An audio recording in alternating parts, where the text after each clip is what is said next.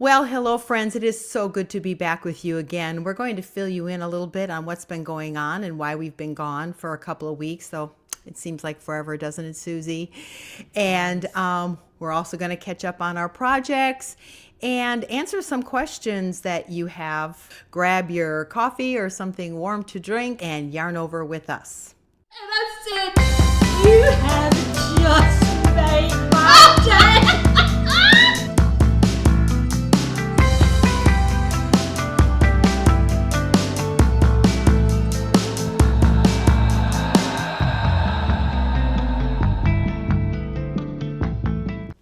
Hello, my name is Susie, and we are so glad that you are joining us today. We want you to just think of us as your virtual yarn circle or friendship circle, where we chat about knitting and crocheting, and we share kitchen adventures, and we celebrate all the little joys of life together. And my name is Linda, and we like to think of our gatherings here as group therapy. I'm not sure if we're more therapy for you or if you're therapy for us, but either way, we really enjoy getting together with you. So we're going to just go ahead and start out with explaining, or I don't know if we have to explain, but talking about where we've been, what's been going on with our lives. So we're going to start with Susie because Susie's life has been full of exciting changes. So share. So to give a little bit of a backstory, back in 2016, I kind of took on a new adventure in life. I started cosmetology school, and I went for 2016, and Wow. I went for a lash certification. I flew to Florida and did that. And so I have been renting spaces from other people that owned businesses to have a little spot. And I crawled inside of the womb, and I was so happy. I was content, loved being there. Climbed in the womb. And I just climbed right on in the womb. And I have stayed in the womb for a very long time, and I have been growing and getting stronger and learning about my world. And all of a sudden, labor pains started, and I have been pushed through the birth canal. That analogy. And we all get into places in our life that we're comfortable and that we're happy being there, and we think, oh, I have finally made it to the spot that I'm happy and I want to stay. And like life, I mean, just life happens, and all of a sudden you realize that I'm in a spot that I need a new start, and that's kind of what happened. And so what has happened in the last couple of weeks is I have my own place now, and I have So been working very exciting. hard the last 2 weeks, moving from one location to another. And it's so exciting because when I leave my house to go to my new space now, I almost feel like I'm going to another home. And Linda, I hope that we can show some pictures or Oh, maybe a yes. short Yes. video, because Absolutely. We should. it is just it's like me. It's like I have a place for my clients to go, and of course y'all know that I do lash extensions, and so my clients have got just a beautiful place to come and relax and to be pampered. And I'm excited because I'm going to use my space for other things too. I had a yarn circle that I attended for many, many years, and I moved to the other side of town, and they meet about 45 minutes away from me. And so it was just very hard to get there, and it's made me very sad to let all of that go. But I feel like that, along with a new space, there's a lot of new things happening in life. And so, what I'm excited about is I'm going to be able to start a new yarn circle right in my space. And when you see the pictures in the video, you're going to understand why it's going to be such a great place for for me to start a yarn circle. And I have a lot of friends that are wanting to learn to knit and crochet, and so I'm dreaming big about what's going to happen there.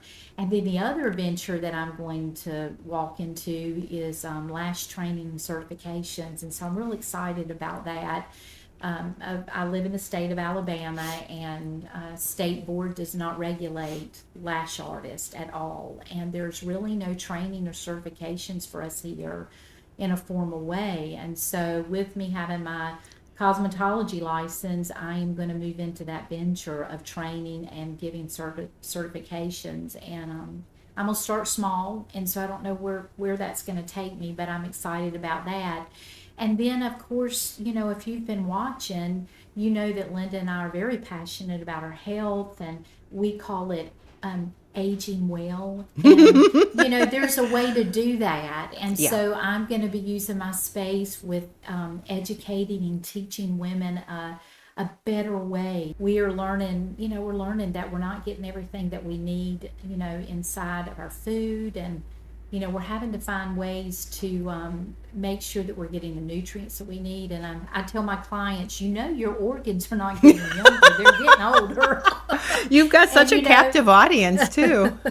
And so while, we're having birthdays, other things are happening, and those organs are getting older. And so if we're wanting to have quality of life and live well, age well, we have to begin to be willing to make some changes and take things out of our life and add things in. And so I'm so excited that 2 Saturdays a month I'm going to be educating on aging well. Oh yeah, I know. And yeah, I know. It's so fun because, like people our age, and I'm never going to disclose my age, but I don't think. But, they tend to talk about how sick they are and all their sicknesses and all their problems, and they have them. I mean, I'm not, diminishing any of that from them. But my yarn circle, we talk about wellness and all the little things we do to, have a good quality life. Because at the end of the day, you need time, money, and health. And if you don't have your health, you can't enjoy your time or your money, frankly. I know several people who have plenty of money, but they're so sick they don't travel, they can't do anything. So it's really sad. But anyway, we have fun. We do a lot of that, talking about health and just, what to do. And so we are huge because we love life. We want to just keep living to the fullest, and you don't have to be sick to die. You can just die. I mean, and we will die one day, but my goal is to not be sick. And if I am sick, I hope it's the most brief time ever, and then I'm gone. So anyway, but that's very exciting. Congratulations again. And your space is beautiful. And we can show either pictures or that video you sent me. Okay. So we're going to do that right here. Okay.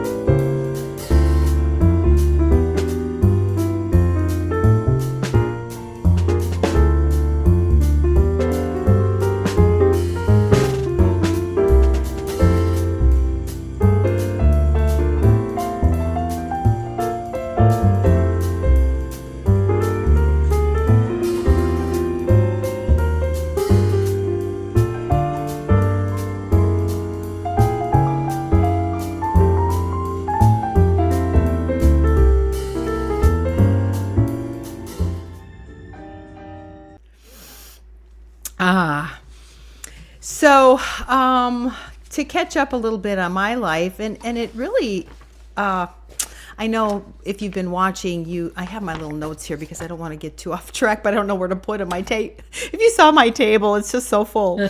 But if you've been watching, December 23rd, my father-in-law actually had an altercation with another resident at his assisted living. And we're not going to really go into that, but what happened is when he had this, he broke 4 ribs, and it just became, a downward spiral in his health, and many falls and many other things, which I'm not going to get into. But basically, between December 23rd and last Monday, we were every day in a medical facility. And when I say every day, we were there, yes, to visit him, although many times he didn't even know we were there, but simply because when you have a loved one in the hospital, you must be their advocate. You must speak for them. And it was so funny. I told my knitting group and any of my friends, frankly, I say, listen, I know enough to advocate for you. Susie and I both do this. We self-study. We are very into health and all these things. So it's like, I'm the person you want to be your advocate. You call me. Yes, your husband may love you, but he may not know that the very things they're suggesting for you are the wrong things. And I question everything. That's the big thing, is I question everything. So long story short, he passed away. I don't even know what day it is anymore, like 5 days ago. So, and that was really, that was hard. And it was a very long goodbye. My husband basically was in hospice with him full time. He's able to stay there for 3 days, and I would go back and forth just to, I had to feed chickens and the cat and keep the home front and bring him food. And so it was just it was just really sad. But, it was really interesting. During all that time, I had so many conversations with nurses and medical professionals, especially the hospice people. I had actually my longest conversation with them. And, they're becoming more and more aware that a lot of the things they've been taught isn't really the best for us. And so, I always tell people, if you have been trying it the one way over here for X amount of years, how about trying this? You have nothing to lose, but you'll probably be better off. But we talked a lot about, of course, dementia, because my father-in-law had dementia. And, eventually dementia just steals everything, because your brain doesn't tell your body what to do anymore. And that's how it works. Now, when you have dementia and you have an accident or any big life event, it takes you down a step. Well, when he ended up in the hospital for the broken ribs, frankly, his treatment there took him down even more and more, because they kept medicating him and they medicated him. And you can't highly medicate people with dementia. It wrecks them. And so he got into the spiral of not eating and not drinking. And that's pretty much how he was slowly dying. He just, and he had a health initiative, not health initiative. He had a health, what do you call it? He had his ways of what he wanted, if he ever got in the hospital or anything ever happened. And one of them was he didn't want any artificial feeding or any tubes that would keep him alive, because, he just really wanted to go be with the Lord. He just wanted to go to heaven. Are you talking about the living wheel or yes. I've been reading too much health initiatives. Those two, we need those. So anyway, I don't even know where I was. So anyway, it was just a really long thing. Set up. The dementia was, so then, this is where the dementia talks with all the hospice people came in, because many times, the reasons they end up there, I actually asked, what makes people end up in hospice the most? And it was cancer, kidney failure, and dementia.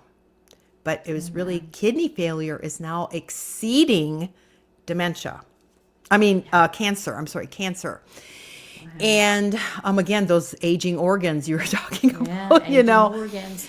But I would tell them things. I know, but here's what you have to understand, to kind of bring this full circle, is my father-in-law's age group, and he was in his 80s. So people who are in their 70s and 80s, and of course 90s, were taught in the 90s and probably late 80s to not eat fat.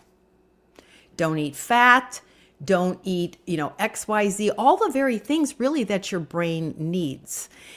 And of course, doctors for a long time now, they're really finding out that this is not good.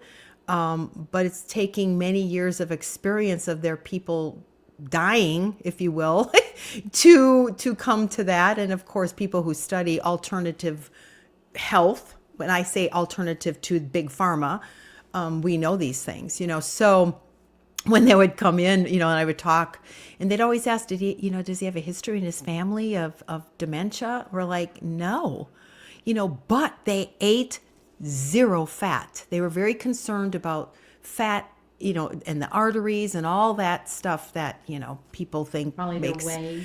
and makes cholesterol, which it's all a big lie. Yeah. And so, I would tell them, I'd say, eat the fat. And they'd look at me and we'd talk about butter and about, good grass-fed beef fat and beef. Just eat your beef. It just, we would sit and have some conversations that were really interesting, and they'd be like, wow. But as I said, the majority of the nurses out there that cared for him are very aware that what they have been taught for many years is not facts anymore. And so they're very open to healthy choices, truly healthy choices, not the trend of the year choice, not the choice that ends up where you need medication. Because I think really people are pretty sick of big pharma and big food, because both of them will end up with just being in lots of medications. And I always tell people my goal is to never need medications. In fact, I don't want to need a doctor. So anyway, it was a very interesting and exhausting, and I say emotionally exhausting because we kind of worried, not really worried, but we were concerned about him every day. We had to go see him, make sure he was being taken care of properly. Of course, I did all his laundry. It's a long story, but so it's just, that's where we were. And so we just had to put everything aside, and and now I'm like, oh my gosh, it's spring. We kind of lost January and February, and now it's March, and it's beautiful outside, and yeah. So that's where I've been. It's so awesome, that you were able to be with them. When I think back about my mom passing away. Yeah, we were with them at the time. When your family can be with you, Yeah. Because we'll all be there one day, and what a blessing that family is there with you and walking you into another phase, which it truly is. It is. And my husband kept saying, do you really want to be here for this? You don't need to be here for this. He said, I can handle this. And I'd say, but I want to be here for you. You're here for him. I'm here for you. And it really was an oddly beautiful thing. He loved the Word of God. He really only read the Bible. And so we just started reading him Bible verses. And he had a big smile. A tear rolled down his cheek, and he took his last 2 breaths. I mean, it just was pretty wild. So, yeah, no regrets. So that's a good thing. That's awesome. And that really is, that's what I think about a lot. In fact, I know this sounds morbid, but, I really do think about death a lot. And, if you read the Bible in the book of Ecclesiastes, it talks about how that the wise person thinks of death, and that a wise person goes to funerals. Because, when we think of death, keeps you grounded. We live different. Yeah. And, think about when you go to funerals, there's a lot of self-evaluation there. Mm-hmm. There's a lot of, prioritizing as you're sitting there, because, you don't have to be old to die. Death comes to everyone at different times. We all have a date with it, but we don't have to be old to reach that date. And so living each day thinking about the end of life makes us live and walk through life differently. It's so true. It is. And that line that you said, live without regrets, is so true. And so it's something that there's somebody's driving your driveway. It's probably a delivery. A delivery. Yeah. But yeah, so I really do think about living life without any regrets, I know. It's important because regrets are tough. And it's not to say that I don't have them, because I do, but that's why that I live that way, because it's tough to have regrets, so, if you have a friend or a family member that things need to be said to work things out, life's too short. Just do it. It's just no big deal. Oh, yeah. Just do For it. sure. Live life in a way that you can say, I have no regrets. But you know what's so weird, Susie? Is, all those years that we were, health educators, and we were really educating in a time when a lot of people just didn't care yet. Enough cared, obviously, or we wouldn't have had work to do. Especially in America. But, other right. countries were ahead Right. of us in some of that. But in America, we really did have the sad diet, the sad American diet. And now that we're at this age, it's coming back again, because now, part of the whole Make America Healthy Again thing, and people are just very now aware again that big pharma and big food are not their friends. They know it. And however, there's a lot of confusion. They have label reading fatigue. They know they have to do something, they don't know what to do. And so I'm sitting here thinking, oh my gosh, I guess, it's like retirement is bogus anyway, but I guess I'll never retire, because people are always going to need help. And I like to help people. And so, you said you're going to be having your meetings, I'm going to be having my meetings, and it's just so wild. I mean, it's just like, and we thought, oh, we'd never do that again, because it's, I haven't really done, of course, people I know, but I haven't really talked at a seminar or, been in front of cameras or anything in 15 years.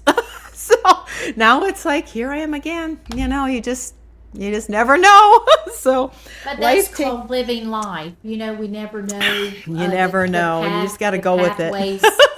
Yeah, we just we're taking down different pathways, and we just go with it. So.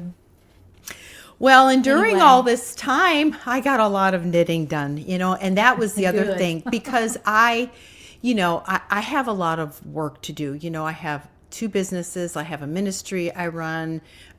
This is our fun space, and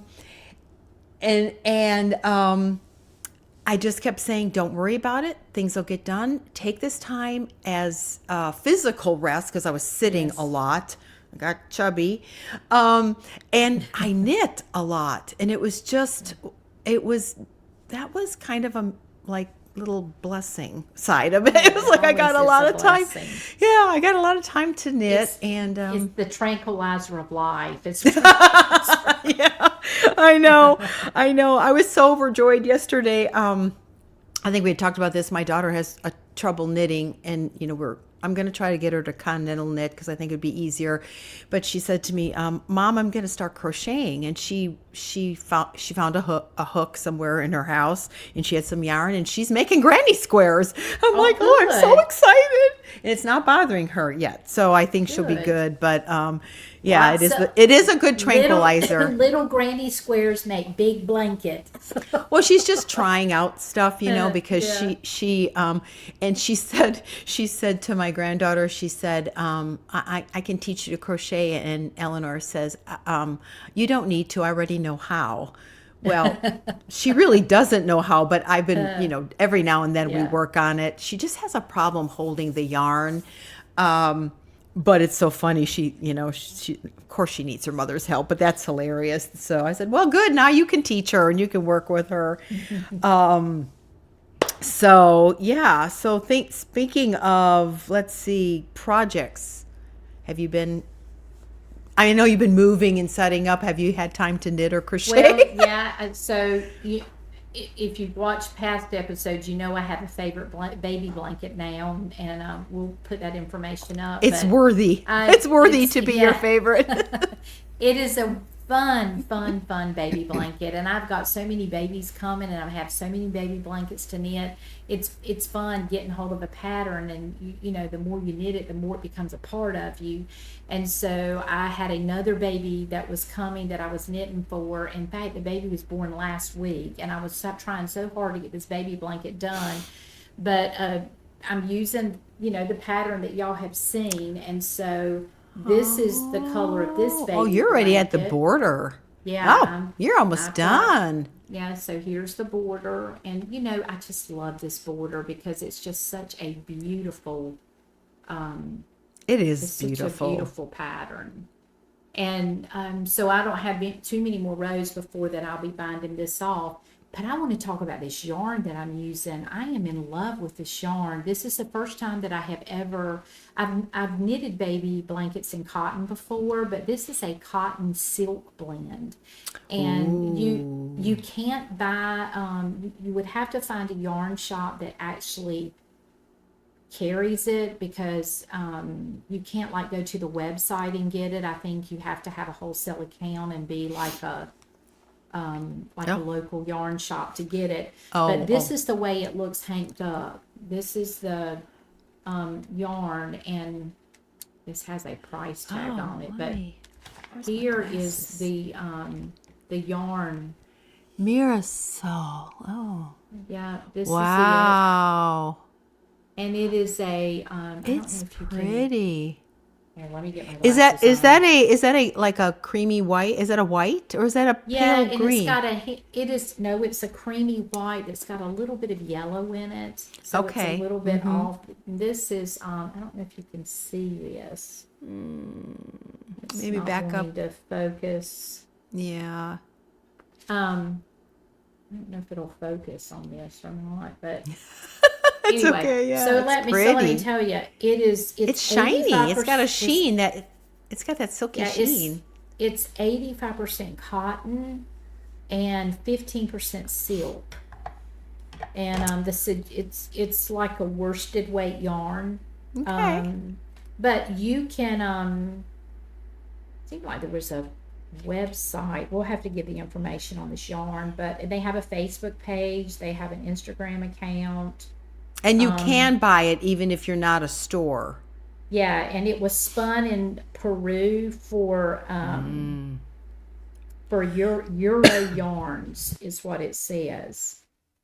But it is some of the most wonderful yarn that I have ever held, and I know that it's going to be perfect for a small little baby, you know. So I have enjoyed using this yarn.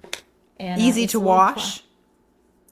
Well, it's a hand wash, air dry, which I don't like doing that for new moms, but Yeah. it was the color, and it was what was wanted for this baby. So anyway, hopefully the mom will be able to handle the care of it, but it is just the most glorious cotton silk that I've ever held in my hands. And you know, for us that knit or crochet, what we hold in our hands and pulls through our fingers is just, you know, it's like, Yeah. I It matters. and I have loved holding this. And so, but it's pricey. I had to buy 5 hanks of yarn, and it was about $20 a hank. So there again, you know, for somebody that you're doing, She was knit worthy. She was knit worthy. So anyway, so that is what, you know, I've got so many things that are lined up to work on, but I've just had to shut down on everything and get these baby blankets done. So that's been my the last 2 weeks with everything going on in my life. That's what I've been doing, is working on that baby blanket.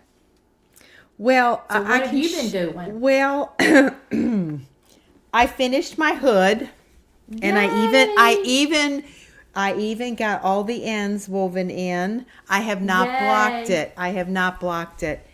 And so it's a little hard and helmety. I did get to wear it because on the 13th of February, which is the day before things really went sideways for us over here, It snowed. You had snow. Yeah, we had snow. Yeah. Wasn't it the 13th and the 14th, or the 12th Somewhere and around 13th? there, and we didn't get snow, but it was extremely Well, cold here, and so I was wearing my hood too. I loved And it. I wore it. I wore it, and I have a picture in at my chicken coop with it, and it's of course it's very warm.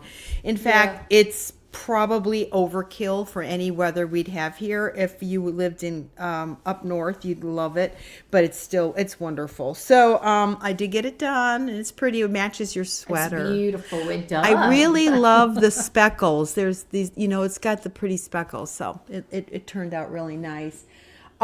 Just put it on your. I want to see it on you. Oh, it's so okay. Well, I can try it. Here we go. So let's see. Is this the right way? Yes. Yeah. Everything's backwards on the camera.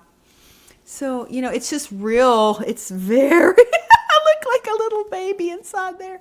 But see, it's just. But when I oh, it's so warm. When I block it. Okay, there we go. It goes this way.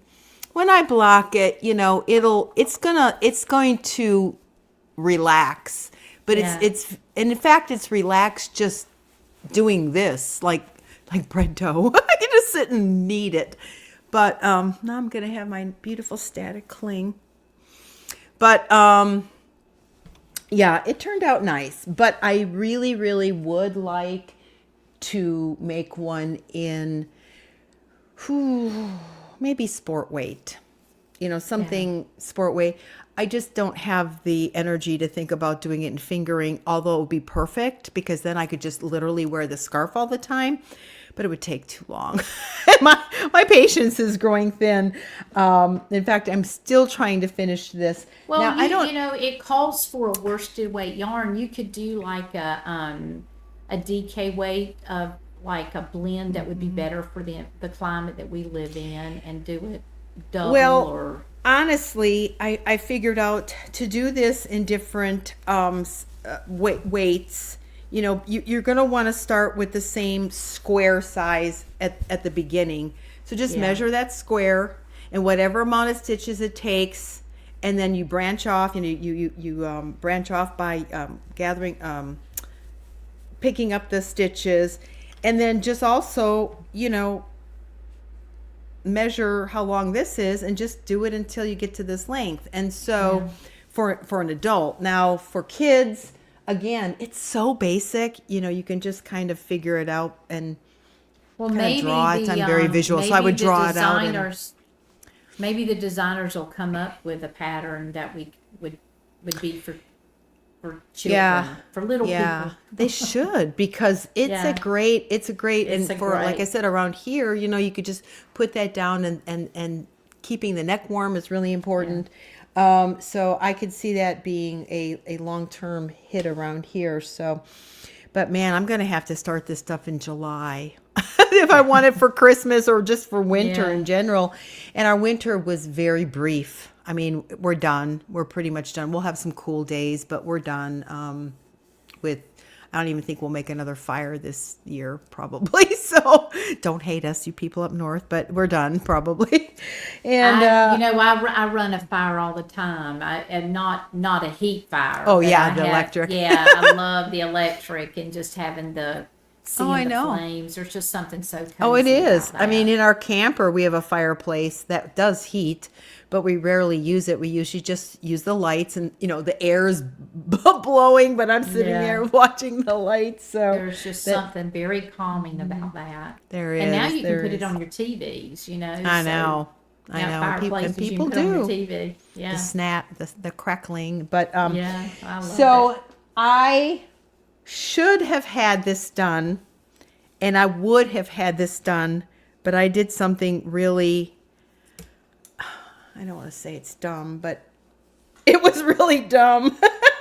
It looks beautiful. Hold it up so we can see it. And if you saw a picture. Oh, that is so pretty. Oh, and it goes on.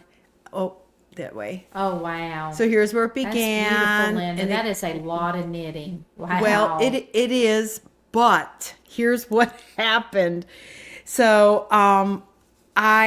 once I got about Valentine's Day. Valentine's Day Yeah. is when Jerry got hurt again and things really went sideways.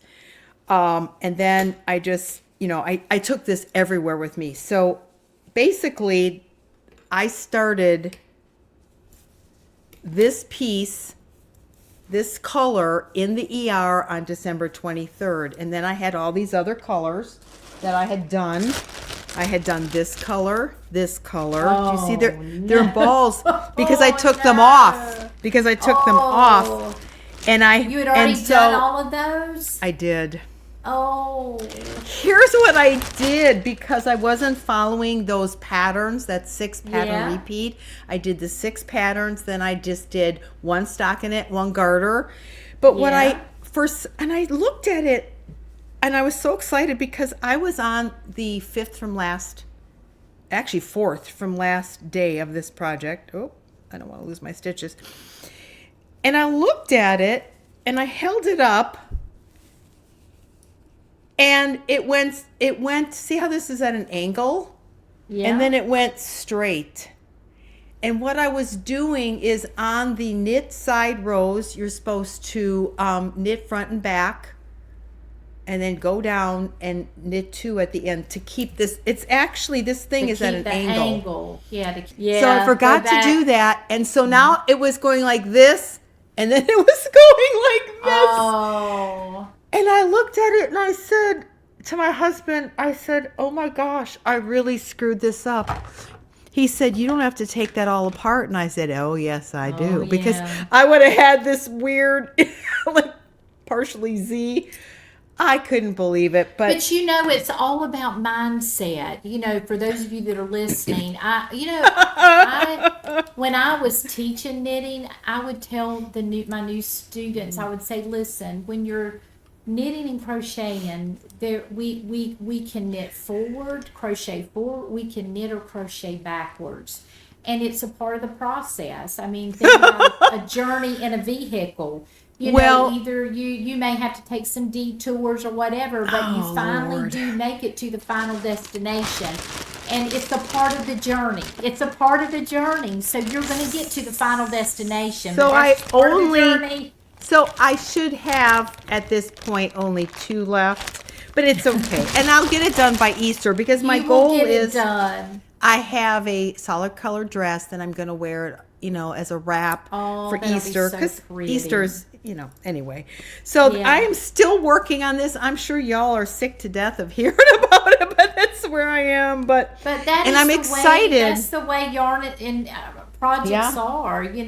That's. I mean, projects are not made overnight. It's a process. And like I said, and then, this was in the hospital and this, this, and then I thought, oh, this was it. Then it was where I started at the point of hospice care. And I'm like, oh, gosh, now that's kind of all. But I'll still remember it because this is what I knit during all that time. And I'm excited to get done with it now because I have a new project I'm going to start, which I'll talk about next week. And it's actually crocheting. And I'm really excited. Oh, that's great.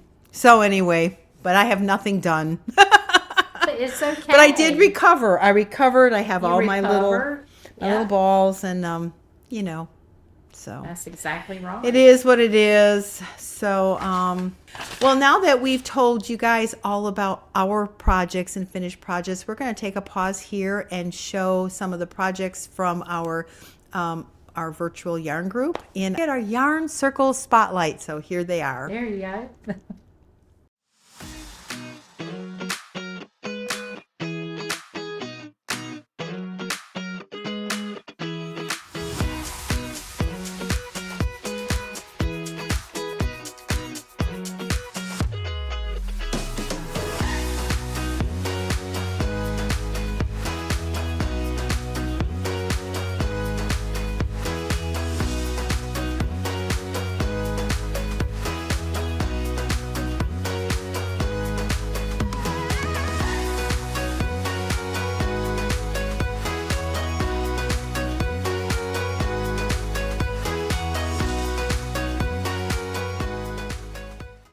all those projects are wonderful, and we love y'all sharing your projects with us. Yes. It makes, it makes me feel like that we are truly, yeah, you're a part, because we're showing what we do, and my gracious, some weeks, like we've shown you, we aren't finished with anything, but we love to see your finished project, so we love to share that. So please, if you're watching, where do they send that, Linda? Where do they send? It is their- at contact. The full email is contactyarnoverwithus at gmail.com, but I'll put it down the links. And don't be shy, even if you don't want to model them, of course, just send in your projects. But Yes. I wasn't sure if you noticed the Rita and her sweater is in there. So it was fun. And actually she had 2 sweaters that she had finished to take on a trip that she went on. So that's exciting. And the That's others. great. So anyway. Yes, send them. We want to see them. I know. It's so and fun. we have an Instagram channel now, and so you can find it at Yarn Over With Us. You will find us there on Instagram, and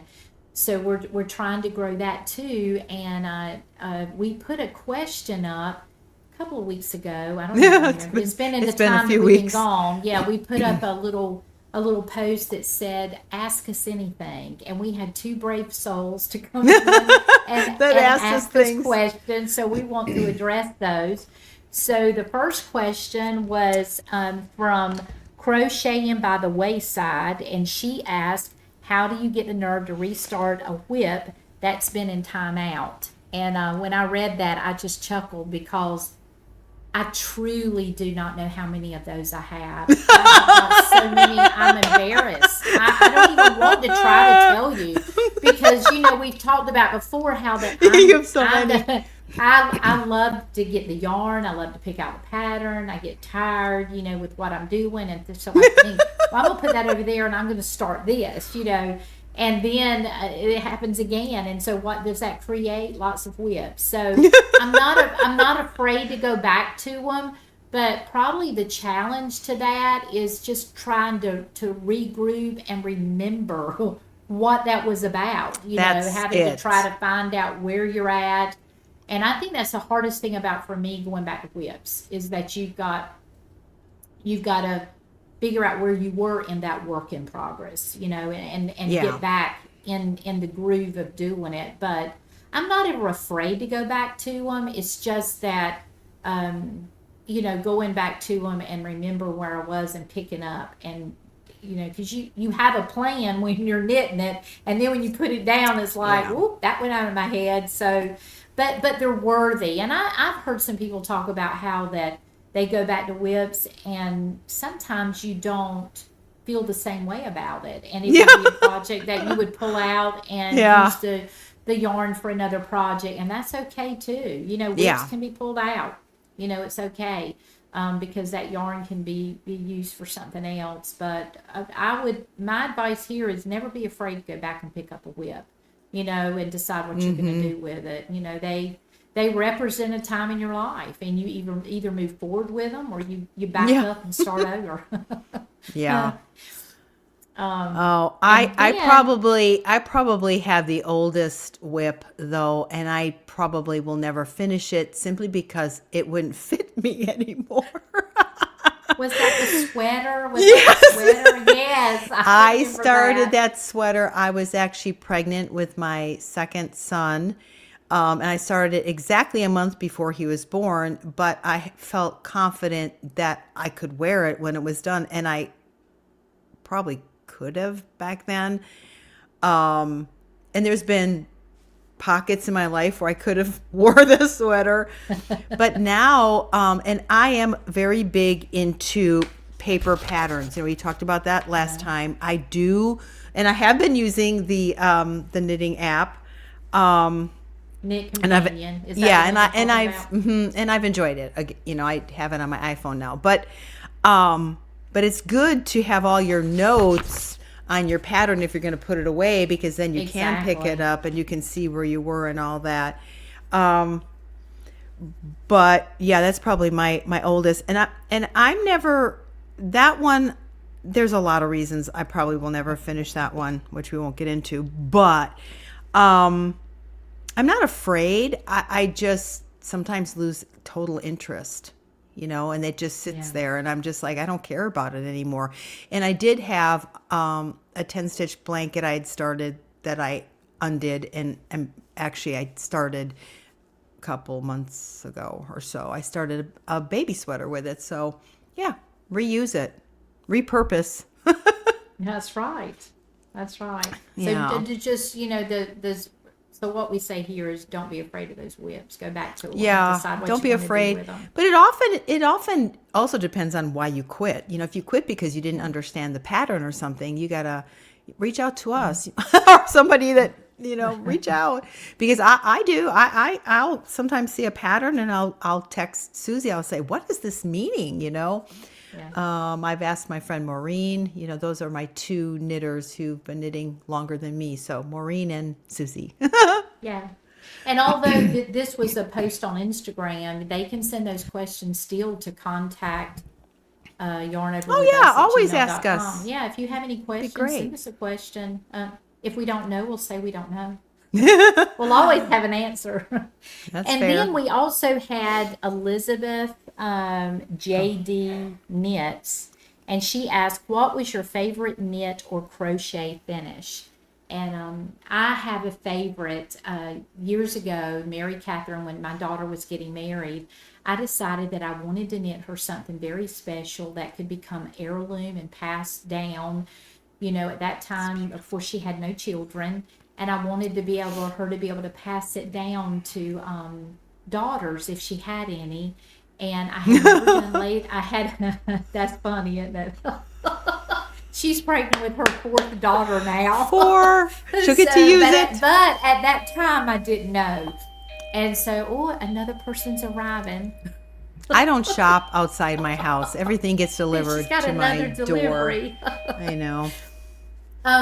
So I had never done lace knitting, and I went to my local yarn shop and I let them know what I was wanting to do. And the gal there pulled up a beautiful shawl, and it was knitted with lace yarn. And we picked out a beautiful, beautiful, soft pink. And I knitted my first lace project. I looked at that and I thought, oh, how will I ever do that? And but it was one of the most wonderful things that I have ever knitted, and I thoroughly Stunning. enjoyed it. It's truly And stunning. so we'll show pictures, Linda, if that's okay. I'm I'll going to send you have it some. up while you're talking. They don't Oh, need to look okay, at me. good. They need to see that beautiful shawl. And it took me about 7 months to knit that for Mary Catherine, and I hope I Did don't it really? cry. Oh, I just got goosebumps. 7 Yeah, months. I worked 7 months on it, and it was made in a cashmere silk yarn. And I So remember when I blocked it, when I finished it, and those of you that if you knit with lace and do or lace yarn and do lace pattern, you know that when you get finished, it looks like a big old pile of junk, It's just, I never until then understood the magic of blocking. It's like magic. And I remember wetting that shawl and laying it out. That was and probably scary. it wasn't was it? because I had never done anything like that was before. scary. And I remember, pinning it. It was just like the first time I'd ever done anything like It's that. like a giant doily. Oh, it was. And I got that pinned, and I remember I pulled it up off the floor February the 14th of 2013. And she was getting married in May. And in March. Her birthday's in May. She was getting married in March. That's how close to the deadline that I had finished that shawl.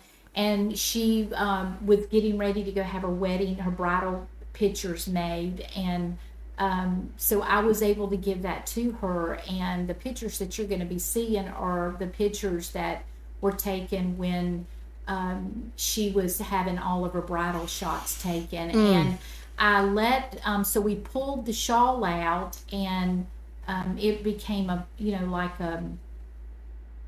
piece that we worked with as far as adding them into her bridal shoot. And when I told the gal what the shawl was all about, she stood there and almost cried. It's like, are you serious? And so this is what I told her. I said, it's it will become an heirloom piece that Little did you know. hopefully that I'll have four granddaughters that, and I pray that I get to see them wear it and have those bridal shoots with it like their mom did.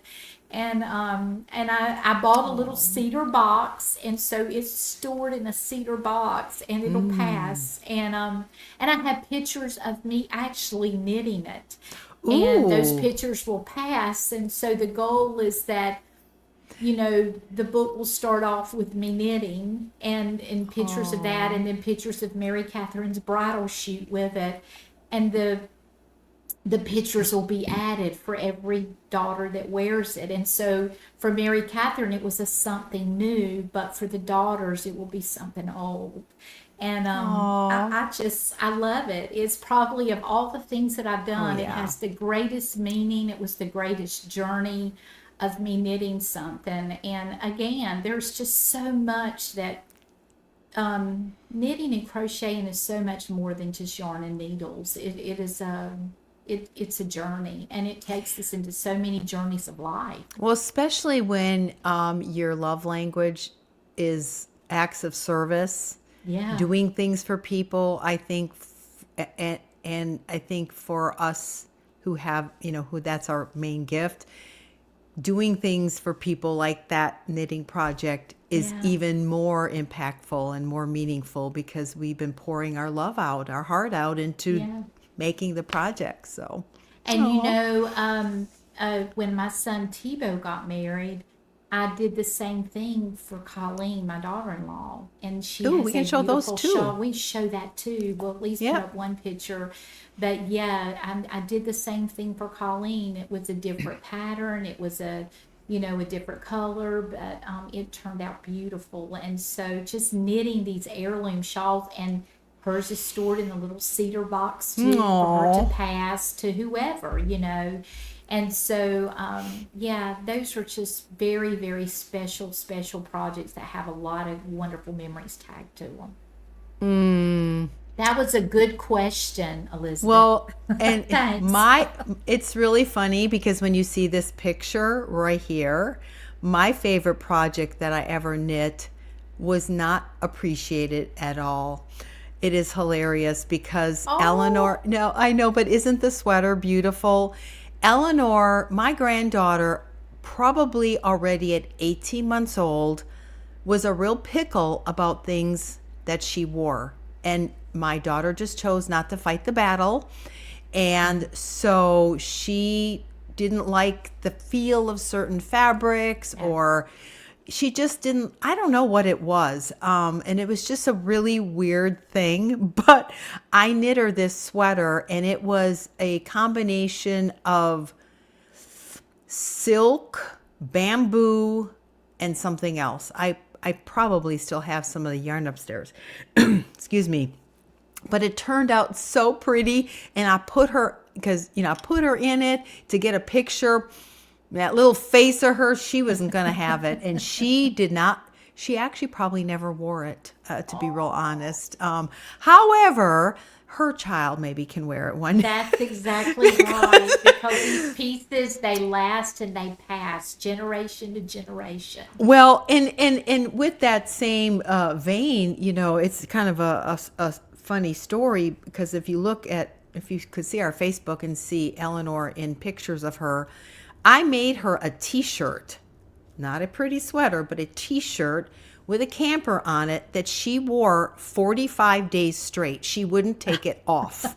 And I mean, she would take it off at night. Sarah would wash it. She put it back in. The thing got so faded. She wore it to birthday parties. She wore it everywhere. I mean, it was just the craziest thing. And she just was obsessed with this Happy Glamper t-shirt. I mean, and it was like, well, that's really nice, but now it looks so ugly. I don't even want people knowing that I gave her that t-shirt anymore. and then she flipped into her girly stage. And now, of course, she's all about her jewelry and her dresses. And it's so cute. She got in touch with her inner girliness, I always say. But she's so funny. But yeah, she did not like that sweater. But I love knitting that sweater. And it turned out so pretty in the back. It's from on Ravelry. I'll put the pattern down. But it turned out very nice. And it was, because of the the fiber. It just kind of swung real pretty when she walked. But I should say when she ran and cried and pouted, she was such a mess. But that was my favorite.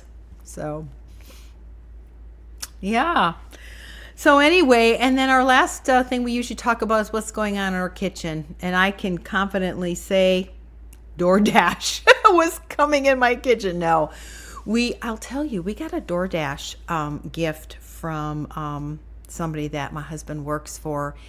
And it ended up being one of the nicest things. When we were at the hospice and didn't want to leave, because it was like, it was always hours to days. You just didn't know when the moment would come. And he didn't want to leave. And so he would use the DoorDash. And I always say it's a great gift for somebody who is in a situation where they just really can't cook, but they have to be able to navigate that app on their phone. So if they're not tech savvy and they're phone savvy, which sadly, even many people our age, it's crazy, are not. But we really enjoyed that. And then I did bake occasionally. It just was my moment of sanity, because baking and like putting up food is like a security thing to me. It's like it's like how I control, I think, my environment. When things get really weird, I just want to can or bake. That's a thing. And of course my husband loves that. And we did use some meals off of our shelves, because I can't eat out all the time. I don't like the food, which we talked about, I think, last time. And so I started taking, my stew and whatnot off the shelf, and they had microwaves there, and we just eat that. So, but I'm going to be cooking again, but I've not been doing anything in the kitchen. What about you? Well, I had. You've been busy? Because I've been busy moving to a new place. And so it was like at nighttime, it'd be so late. And so Yeah. I did quite a bit of eating out the last 2 weeks, which I know. I tried to scoot away from that, but it was just I a know. necessary evil for the last 2 weeks. But I did make some muffins last night, and I'll do something for supper tonight. So getting back into the groove. I know, that's the thing. My husband said, now we can get back to normal. But I said, what is that? I'm not really normal? sure what is normal. I don't know. If there really is a normal. Oh. But Linda, I wanted to mention something, because I know we're kind of getting to the end of our episode. But the last few, really even from the beginning, we have had audio issues. And just so y'all will know, we've been working on that. And hopefully by our next episode we'll have all that figured out. We have both ordered the same microphone, and we are going to play with that, and hopefully we'll have the same microphone. And we because of the way that we have to record in 2 different locations, it has been kind of challenging. And so we're working through that, and I don't know how this episode is going to sound, because we've not heard it. It sounds okay on my end, so hopefully. Well, but I don't know how it's recording, So I know. If for some reason our audio is not great, thank you for Hang in there. and getting to this point. And Definitely. So hopefully, starting with our next episode, we'll have all this figured out. Thanks for your patience. Oh, absolutely. And thanks for coming back and seeing us. And yeah, our channel is I've growing. missed it. I missed it too. And our subscribers are increasing, and so tell your friends, and thank you for being a part of our yarn circle. Absolutely. We love that you are here. And don't forget to send in your finished projects, because we'd love to show them in our showcase. So anyway, all right. Well, with that, I think we'll say goodbye until next time, and have a good week. Bye-bye. Bye-bye. I don't hear anything. I didn't put my earbuds back in. All right. Well, hello, friends. It is so good to be back with you again. We are going to catch up a little bit on what's been going on in our lives, because, I'm going to start over. That was a good start. Okay.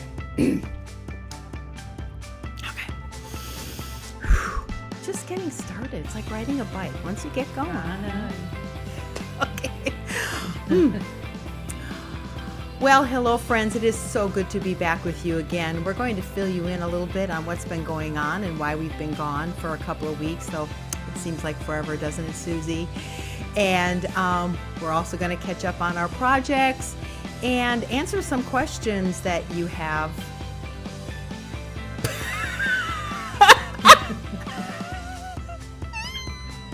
Take 3. Third time's always a charm. It's the charm. Come on.